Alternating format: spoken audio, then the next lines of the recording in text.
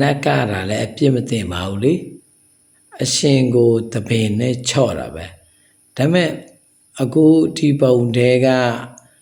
နတ်ပူးနေတာကရေနွေးတော့မှသူလောင်းချတယ်ဒါဆိုရင်ဒီလူကငရဲပြီးရရင်တော့တော်ရုံတန်ရုံနဲ့ဖြုတ်မှာမဟုတ်ဘူးဒါပေမဲ့လောဆယ်လေကြက်တွေပါတယ်အမွေးနှုတ်လို့ရှိရင်ပြုတ်တဲ့အိုးတွေပဲအရင်ခုန်ချခိုင်းလိုက်အဲ့ဒါဆိုရင်နတ်စစ်မစစ်ပူရုံပဲ